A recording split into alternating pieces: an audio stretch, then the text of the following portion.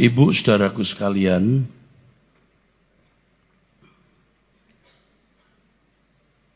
sekarang ini bagi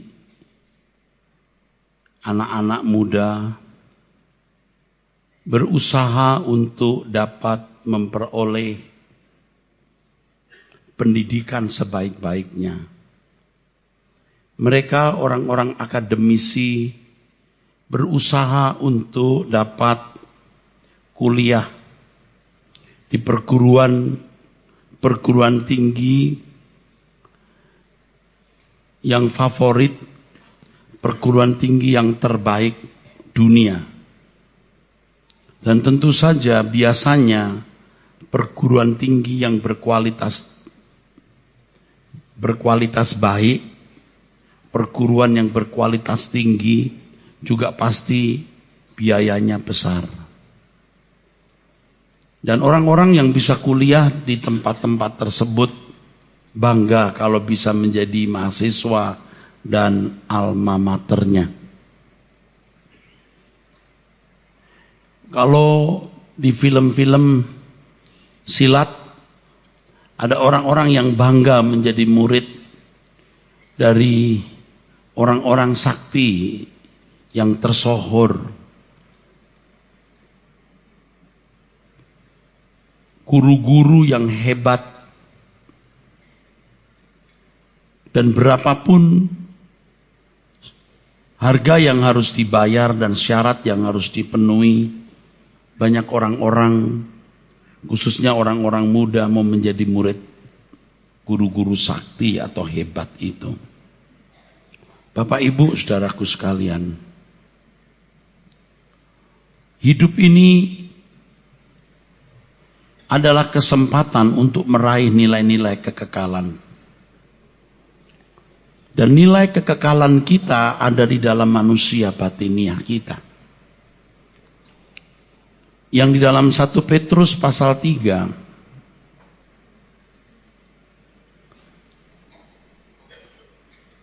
1 Petrus pasal 3 ayat yang keempat berbunyi demikian. Tetapi perhiasanmu ialah manusia batinia, yang tersembunyi dengan perhiasan yang tidak binasa, yang berasal dari roh yang lemah lembut dan tentram, yang sangat berharga di mata Allah.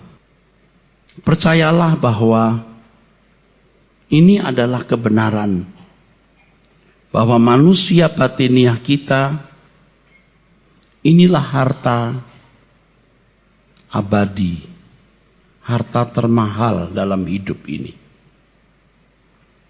Manusia batiniah kita harus diolah. Kalimat yang sederhana sering kita dengar, harus didewasakan.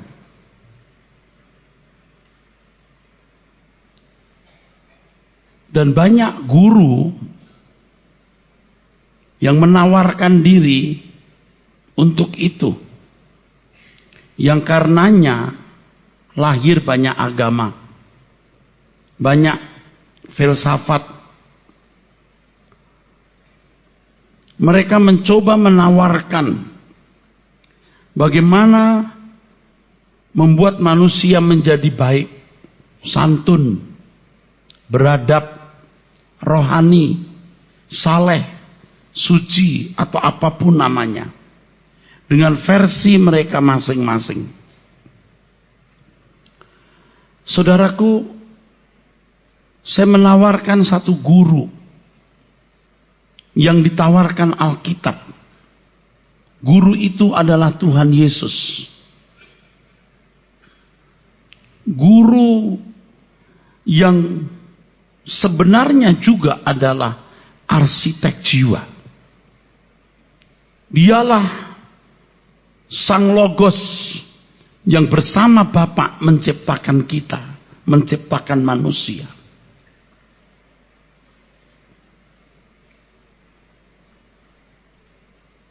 Dia bisa menuntun kita bagaimana membangun manusia batiniah yang benar, yang baik, menurut dia, yaitu manusia batiniah yang berstandar anak Allah. Saya belum pernah menemukan agama, kalau ada saya harus belajar, yang mengajarkan bahwa Allah yang disembah itu Bapaknya. Bahwa Allah yang disembah itu memberikan rohnya. Yakobus pasal 4 ayat 5. Rohnya ditempatkan dalam diri kita. Dulu waktu saya masih mahasiswa, ada filsafat yang mengatakan bahwa manusia itu percikan Allah. Dan hal itu ditentang habis oleh para teolog Kristen. Tapi hari ini, ketika saya belajar kebenaran firman, saya bisa menangkap kebenaran dari pernyataan itu. Karena roh manusia itu berasal dari Allah. Entah namanya percikan atau apa. Sebab ketika manusia diciptakan, Allah yang menghembuskan nafas, nismat hayim. Allah yang menaruh nesyamahnya, rohnya, yang oleh karenanya dalam Yakobus pasal 4 ayat 5 firman Tuhan berkata demikian. Janganlah kamu menyangka bahwa kitab suci tanpa alasan berkata, roh yang ditempatkan Allah di dalam diri kita diingininya dengan cemburu. Saudaraku sekalian, roh yang ditempatkan dalam diri kita diingini dengan cemburu. Allah merasa berhak. Bicara soal kecemburuan, itu bicara soal keberhakan. Allah berhak atas roh manusia yang berasal dari dia oleh hembusannya yang ditaruh dalam setiap individu. Allah mengendaki roh ini kembali kepadanya. Oleh sebab itu, roh atau nesyamah yang di dalamnya ada nurani, yang di dalamnya ada manusia batinia, harus didandani dengan standar anak Allah. Dan di dalam kekristenanlah, saudara, ada relasi antara Allah dan umat sebagai Bapa dan anak. Tuhan Yesus anak tunggal Bapa di surga, yang mengenal benar Bapa, yang memiliki kodrat ilahi, dan bisa menempatkan diri sebagai anak secara benar. Dialah yang bisa menuntun kita untuk memiliki manusia batinia yang benar. Itulah sebabnya Tuhan Yesus berkata, jadikan semua bangsa muridku. Jadikan semua bangsa muridku. Muridku bukan muridmu. Beri kesempatan, buka peluang, ciptakan kondisi di mana aku bisa mengajar orang-orang dan mereka menjadi muridku. Saya kembali mau mengingatkan ketika Tuhan berkata, segala kuasa di surga di bumi dalam tanganku.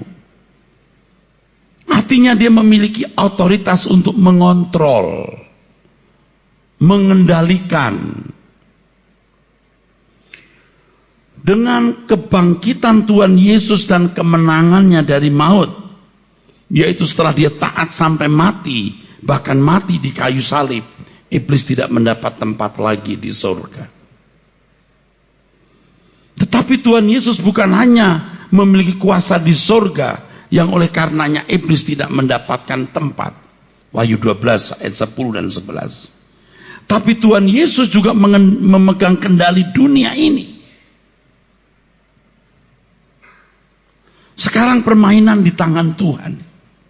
Sebab dia mengendalikan, maksud saya dia sudah menang.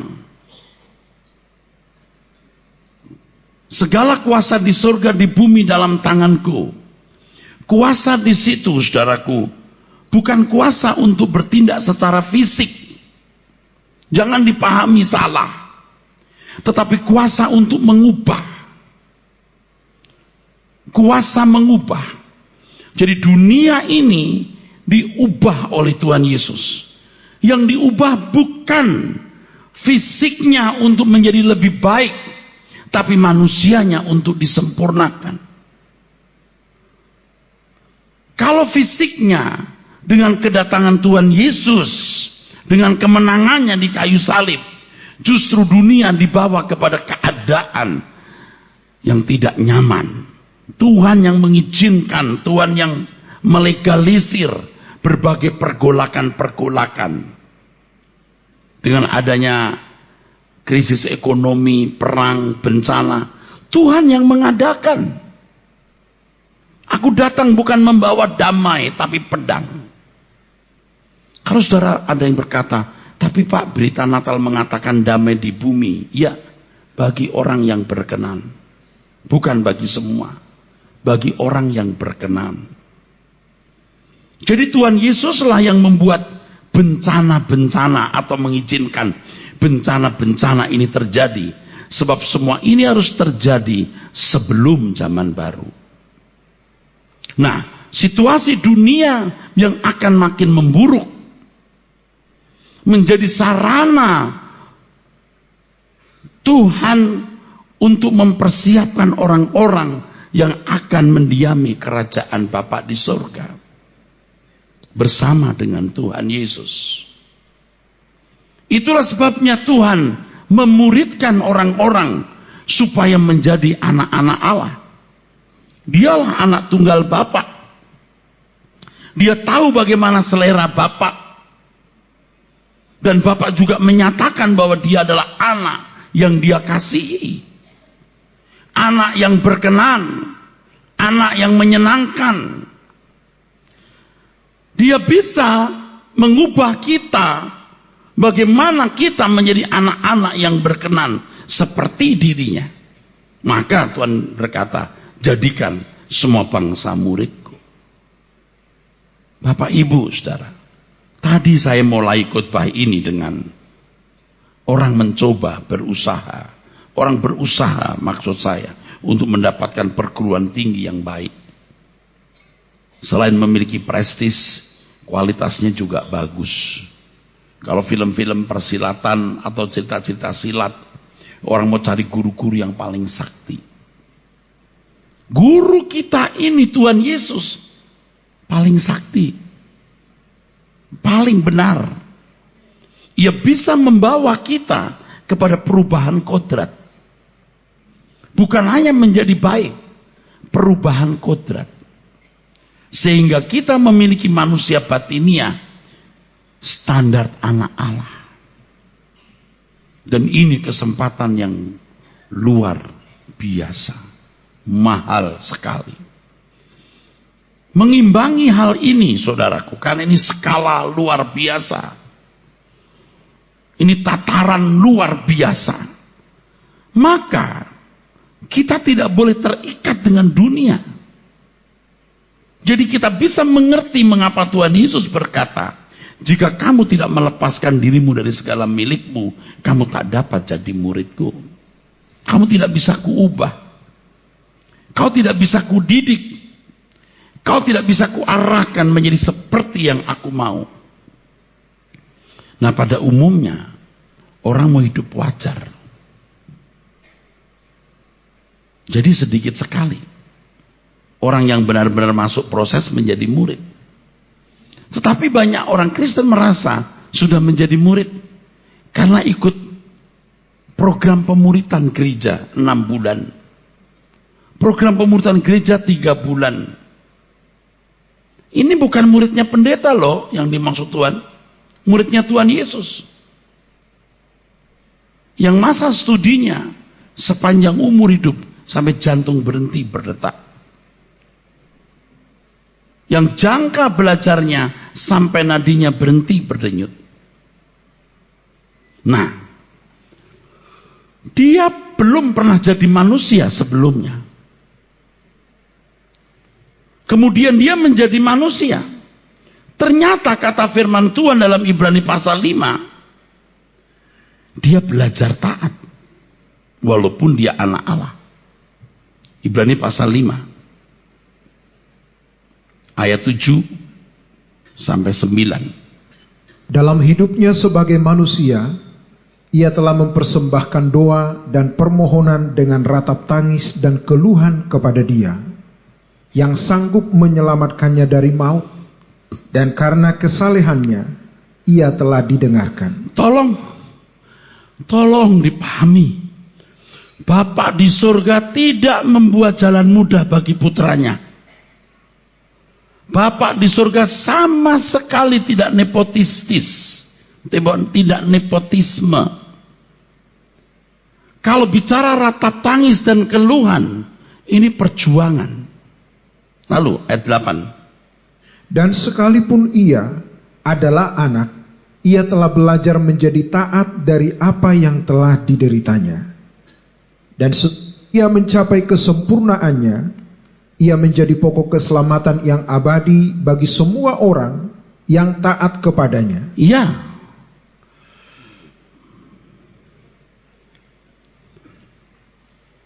Saudara, dalam kitab Ibrani dikatakan bahwa dia menjadi imam besar. Imam yang bisa merasakan apa yang dirasakan oleh umat. Kenapa? Sebab dia jadi manusia. Sebab dia jadi manusia.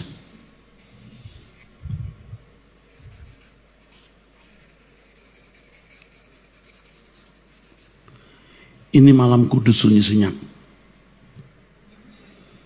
Ini salib. Dia belajar dari kelahirannya. Dia belajar dari pembaptisannya. Dia belajar 3 pencobaan di padang gurun. Dia menghadapi krisis perkawinan di Kana ketika kehabisan anggur.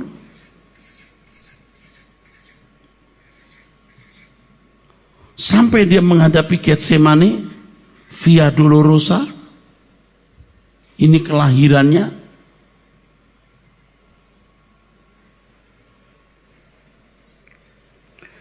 Maka kita harus teliti melihat apa yang pernah terjadi dalam hidup Tuhan Yesus.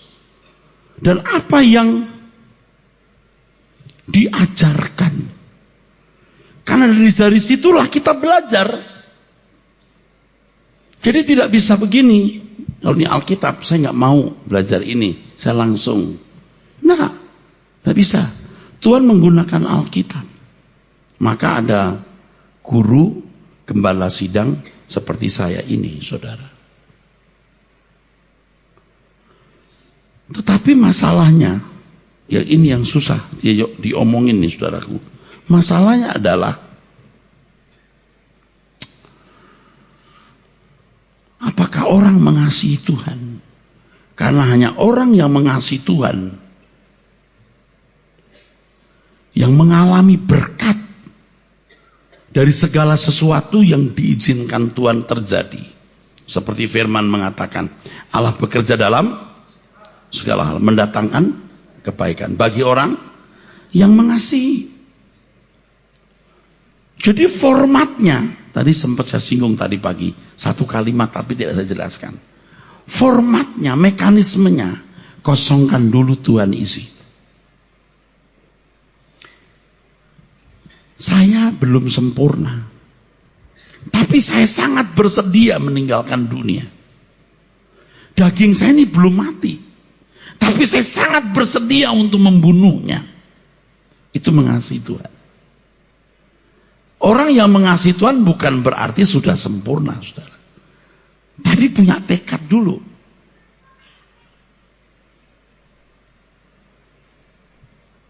Harus punya tekad di sini, mengosongkan diri. Melepaskan segala sesuatu baru bisa diubah. Kalau orang tidak mau melepaskan segala sesuatu, masih ada yang digenggam, sangat mengganggu, saudaraku. Makanya kenapa dikatakan di dalam Ibrani 12 itu beban dan dosa merintangi. Jadi seiring dengan melepaskan beban dan dosa, rintangan itu juga ditanggalkan. Saudara mengerti saya bicara apa? Amin. Aminnya benar. Kita belum mati dagingnya, tapi bersedia mati. Kita melihat dunia, ini masih ada keinginan, tapi bersedia tidak memiliki. Seiring dengan kita, pertumbuhan rohani kita, pengertian kita akan kebenaran, kita menanggalkan beban dan dosa itu, maka rintangan itu juga tertanggalkan. Supaya proses ini bisa terjadi. Setiap peristiwa-peristiwa yang terjadi dalam hidup Tuhan Yesus pasti mengandung kebenaran. Dan Tuhan akan mengajarkan itu. Seakan-akan Tuhan berkata begini, tidak percuma dong saya mengalami ini, supaya aku bisa mengajarkannya kepadamu. Maka dia menjadi imam besar yang bisa merasakan apa yang dirasakan oleh umat. Karena dia pernah menjadi manusia. Dan dia tahu bagaimana menolong orang itu. Bukan menolong dari persoalan-persoalan jasmani, persoalan-persoalan batiniah. Bagaimana bisa mengubah orang tersebut. Jadi kalau urusan dengan Tuhan, tolong deh, jangan masalah ecek-ecek. Persoalkan masalah-masalah kekekalan, masalah abadi, yaitu manusia batiniah. Nah kalau saudara masih membawa masalah-masalah duniawi, berarti kamu belum menanggalkan beban dan dosa. Artinya kita masih mau menikmati dunia.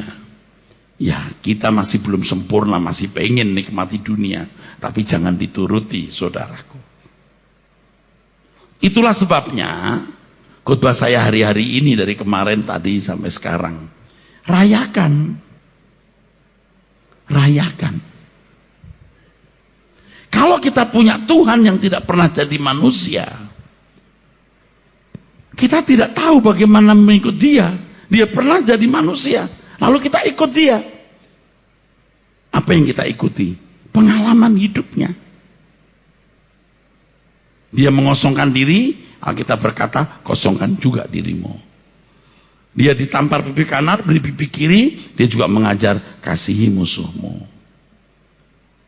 Dia mendapatkan cobaan untuk menikmati dunia, tapi Tuhan Yesus berkata, kamu harus menyembah Tuhan Allahmu dan hanya kepada Dia saja kamu berbakti. Kita juga mengalami hal itu. Tuhan masuk taman Getsemani, bergumul antara kehendaknya sendiri dan kehendak Bapa di surga. Kita juga masuk pergumulan itu. Dan kita harus mencontoh Tuhan Yesus yang mengatakan, bukan kehendakku yang jadi, Bapa kehendakmu lah.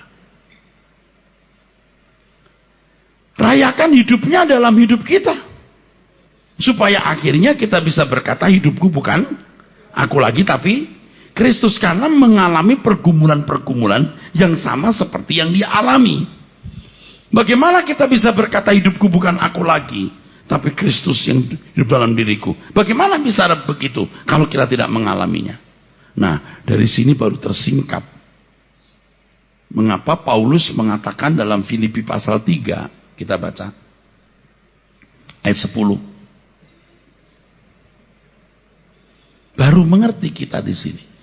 Ternyata saudaraku, bagi saudara yang mengasihi Tuhan, Tuhan akan menyekolahkan saudara. Guru itu akan mendidik kita. Mendidik kita. Wah, itu asik sekali. Luar biasa, itu lebih asik dari jadi pendeta. Lebih asik dari menjadi gembala sidang mengatur jemaat. Itu manajemen pribadi. Manajemen hidupnya pribadi. Oh, itu luar biasa. Manajemen batiniahnya. Dan Tuhan mendidik kita untuk itu. Saudara jangan hanya mendengar apa yang saya katakan, tapi alami. Maka sering saya berkata, temui Tuhan. Kalau Tuhan itu ada, temui Dia. Temui. Alami bahwa Dia hidup, Dia ada, Dia melatih saudara. Dia akan berbicara kepada saudara dalam segala hal. Asik saudaraku, asik. Asik sekali. Asik sekali hidup ini. Ya. Saya kalau bicara begini semangat sekali saudara. Tapi kalau saya turun dari mimbar saya udah kayak ayam kena flu burung saudara. Lemas saja bawaannya. Saya juga kadang-kadang bingung, saya mau ngapain ini hidup. Tapi asiknya ya begini. Kita mau berubah terus. Sambil nunggu Tuhan datang jemput kita. Ya. Oke, dibaca. Yang ku kehendaki ialah mengenal Dia. Mengenal Dia. Terus? Dan kuasa kebangkitannya. Itu pergumulan loh, bukan sekedar dia bangkit. Kalau cuman sekedar tahu dia bangkit, ya kita baca di setengah detik juga tahu dia bangkit. Terus? Dan persekutuan dalam penderitaannya. Persekutuan dalam penderitaan. Sudah tahu nggak kalau punya teman menderita kita di samping dia? Memang seberat-berat mata memandang, lebih berat bau memikul. Tapi kalau kita sehati, kita bisa nangis bersama. Kita merasakan. Terus? Di mana aku menjadi serupa dengan Dia dalam kematiannya. Nah, menghayati kehidupan sebagai anak Allah. Ini tidak bisa dijelaskan, harus dialami. Menghayati penderitaan salib. Contoh sederhana saja. Bagaimana rasanya dikhianati? Coba jelaskan. Tidak bisa. Kecuali Anda dikhianati, baru tahu gitu sakitnya. Amin. Amin. Nah, Tuhan akan membawa kita kepada pengalaman-pengalaman itu. Asik kan saudara? Tapi tidak mudah saudaraku. Tidak mudah. Enggak mudah. Tapi bisa. Tapi bisa. Tapi bisa. Saudara masih bersama saya? Jadi apa yang Tuhan alami itu merupakan pelajaran. Dia juga belajar. Jadi ibarat dosen, dia sudah punya buku diktat sendiri dari pengalaman hidup. Jadi dia punya diktat sendiri, lalu Tuhan mengajarkan diktatnya ke kita. Maka saudara, karena saya dosen, saya sering mengajar murid apa yang pernah diajarkan dosen saya sebelumnya ke saya. Ngerti ya maksudnya? Tuhan mengajar kita apa yang pernah dia alami. Melalui semua itu, Kau mengajarkan jalan-jalanmu. Dulu ku tidak mengerti mulia rencanamu bagiku. Semua yang telah terjadi mengubahku indah di matamu. Sungguh besar anugerah, ku ingat kebaikanmu selalu. Maka ya saudara, saya belum menemukan kalimat yang tepat banget. Saya masih belum pas. Tapi sedang akan saya tulis. Gini loh. Saya sudah jelaskan berkali-kali. Tapi saya jelaskan terus. Adanya assassination character. Apa itu? Apa ya? Apa? Pembunuhan karakter. Yesus itu perkasa, amin. Raja dahsyat, amin. Tidak diragukan, tetapi dalam konteks ini, dia tidak menunjukkan keperkasaannya. Dia lahir di kandang domba, betul? Dia dihina, dipukul, tidak membalas, difitnah, tidak membalas. Ini loh yang harus dilihat, lalu dicontoh. Ini loh karakternya Tuhan Yesus, jangan dibunuh. Diganti dengan dahsyat kuat ya, musuhnya dibakar. Saya sudah katakan saya itu belum dapat kalimat yang tepat. Sebab saya juga baru beberapa minggu ini disadarkan. Iya ya, ini gara-gara saya kebaktian di mana gitu. dahsyat, kuat, luar biasa, musuhnya dihancurkan. Tapi faktanya kan nggak begitu. Tapi rata-rata gereja-gereja begitu. Anak-anak muda itu kan dahsyat Tuhan, luar biasa. Siapa lawan kita? Itu kan ya. Lawannya setan kok. Dan jangan anggap remeh. Coba kalau kita ngomong begini kita dianggap ngawur kan. Tapi ini yang benar. Jangan membunuh karakternya Tuhan Yesus. Karakternya itu tuh. Lahir di kandang domba. Lihat tuh. Getsemane, Via Dolorosa. Ini karakternya. Yang harus kita pahami. Kita hayati. Kita contoh. Kita kenakan. Nah kalau yang kita ajarkan. Yesus kuat, perkasa. Siapa lawan dia? Kita nyontoh apanya? Oke, tepuk tangan. Saudara tahu? Saudara mengerti? Tapi saudara tidak bisa menjelaskan ke orang, ya enggak? Jangankan saudara saja bingung. Saudara tahu ini. Saudara nanti kalau kebaktian di gereja mana terus, Allah hebat perkasa. Saya stres kan? Stres terus. Wah, enggak begini nih. Mesti enggak begini. Terus tanya. Lalu yang benar gimana? Enggak begini. Saudara akan sulit menjelaskan. Jangankan saudara, saya juga bingung. Tapi karena saya guru, sering ajar, saya bolak-balik ngomong terus. Lama-lama Anda nangkep. Nangkep lama-lama. Yang mau ditampilkan oleh Alkitab itu karakter Yesus ini loh. Jejaknya masa lalu yang harus jadi jejak kita hari ini.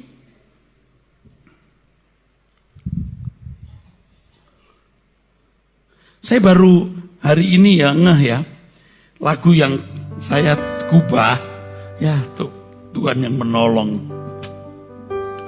Ternyata khotbah saya hari ini ya, dan kemarin itu, wah nyambung dengan lagu ini. Iya Bapa, nyalakan nafasku seperti pada putramu. Torehkan kisah jejak anak Allah di hidupku. Saya kasih tahu rahasia ya. Sebenarnya kalimat ini salah, kurang tepat, tidak sesuai dengan mau saya pada mulanya, tapi bisa dibenarkan. Karangan pertama saya kalimatnya nggak begini. Ya Bapa, kalimat yang benar. Yang pertama, nyalakan nafasmu seperti pada putramu. Aslinya itu begitu. Nggak tahu bagaimana jadi berubah. Jadi waktu nyanyi saya, aduh, kayaknya nggak begitu. Tapi nggak apa-apa. Nyalakan nafasku, nafas hidupku seperti pada putramu. Bisa. Jadi yang nafas putramu juga nafasku sama.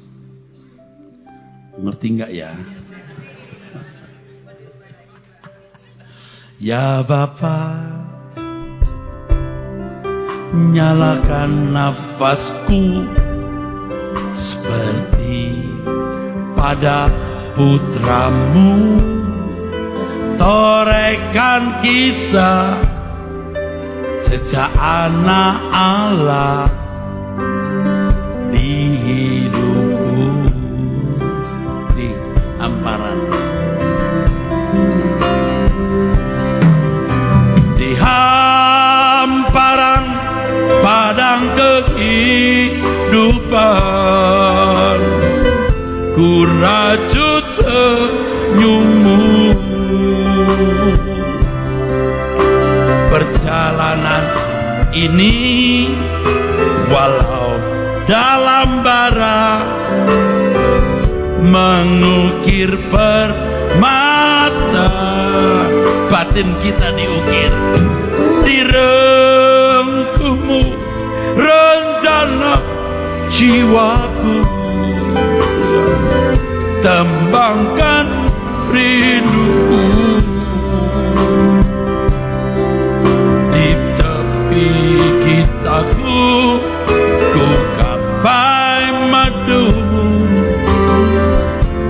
belakang langit biru. Ini di hamparan padang kehidupan, ku rajut senyummu, aku bisa berkenan di hadapan Bapa. Karena Bapa punya anak.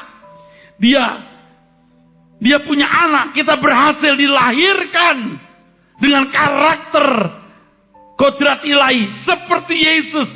Karena kita nurut dibimbing, dididik, diajar guru agung Tuhan Yesus. Dengan mata kuliahnya. Kita merajut senyum Tuhan. Perjalanan ini walau dalam bara itu api. Api itu menguduskan, kata Alkitab. Memurnikan. Direngkuhmu itu dipelukmu. Direngkuhmu rencana jiwaku. Rencana itu kerinduan, keinginan yang kuat. Tembangkan rinduku. Aku hanya ingin suatu hari ketemu engkau rengkuh aku. Engkau kenal aku. Itu nyanyian hidupku setiap hari. Itu maksudnya. Di tepi kita itu kisah. Akhir hidupku nanti, ku capai madumu, keindahan, bukan di bumi. Belakang langit biru. Beri tepuk tangan. Amin, saudaraku. Ini Injil yang sejati itu begini. Injil yang benar.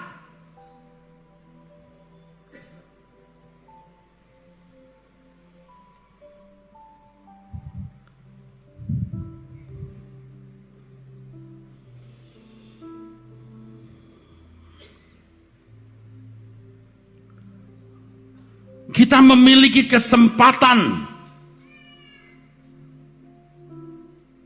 untuk mengumpulkan harta di surga batiniah kita ini. Kalau kita serius,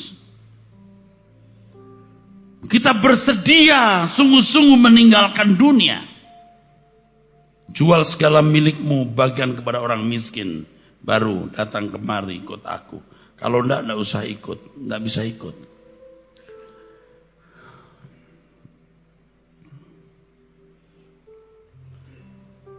Kalau di gereja, pendeta yang tidak mencintai jemaat bisa berkata, enggak apa-apa, duniawi sedikit enggak apa-apa. Ya, enggak apa-apa. Yang penting masih ke gereja, ikut Tuhan Yesus. Tapi kalau pendeta yang benar akan berkata, tinggalkan dunia, tanggalkan dosamu. Memang kita belum bisa menanggalkan sempurna, tapi punya tekad untuk meninggalkan semuanya. Tekad ini penting. Tekad ini segalanya. Tekad ini. Nah, baru Tuhan kasih mata pelajaran. Kalau waktu saya kuliah, waktu saya menjadi dosen, dan juga waktu saya kuliah tentunya, itu ada mata kuliah yang tidak boleh diambil sebelum mengambil mata kuliah tertentu. Misalnya tidak boleh mengambil mata kuliah bahasa Yunani kalau belum menyelesaikan mata kuliah bahasa Inggris. Tidak bisa mengambil mata kuliah eksegesis sebelum mengambil mata kuliah bahasa Yunani. Bagaimana kau belajar bahasa Yunani, bahasa Inggrismu kamu nggak bisa. Jadi harus bahasa Inggris dulu baru bahasa Yunani. Bagaimana kamu mau belajar eksegesis, menafsir kalau kamu tidak tahu bahasa Ibrani, bahasa Yunani? Yang saya pahami, pasti Tuhan juga punya sistematika mirip seperti itu. Kita diberi pencobaan tidak melampaui kekuatan kita, tapi kekuatan kita kan bertambah. Kita makin dewasa, amin? Amin? Pasti bertambah. Tuhan kasih lagi 5 kilo. 5 kilo bisa naik lagi 8 kilo, Tuhan kasih 7 kilo dan seterusnya. Pasti. Dan Tuhan pasti memiliki kurikulum. Saya pernah mengatakan bahwa kalau di sekolah kita memiliki kurikulum yang sama. Satu sekolah, satu SMA atau satu kelas kurikulumnya sama. Tapi kalau kehidupan setiap orang punya kurikulum sendiri, betapa berharganya. Ibarat militer, saudara, itu tentara khusus yang harga pendidikannya bisa sekian puluh atau ratus kali dari biaya tentara biasa. Sudah tentara khusus. Nah, Tuhan mau jadikan kita khusus. Tuhan bayar harga mahal keselamatan kita di kayu salib. Dan Tuhan juga menuntun kita dengan cara-cara yang khusus serta istimewa. Nah, kita harus mengimbangi ini. Saudara, saya tidak tahu bagaimana menyampaikan, tapi saya sampaikan. Yang kita bicarakan ini skala besar. Ini level luar biasa. Lebih tinggi dari level politisi berebut kedudukan di partai. Ini lebih dari perebutan kursi Perdana Menteri atau Presiden. Ini lebih besar. Karena ini adalah pergumulan orang-orang yang akan dimuliakan bersama-sama dengan Tuhan Yesus.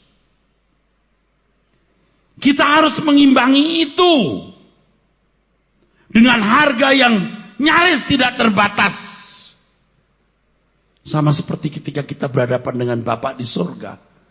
Ini skala besar, skala paling dahsyat. Harus diimbangi dengan kerelaan kita mati, kerelaan mati bagi dunia. Kesediaan untuk melakukan apapun yang Dia ingini. Baru kita bisa masuk dalam sekolah ini. Sebelum kesempatan ini berlalu, saudara, hari ini saudara sadari betapa mahal harga yang dibayar oleh Tuhan Yesus untuk bisa menjadi guru kita.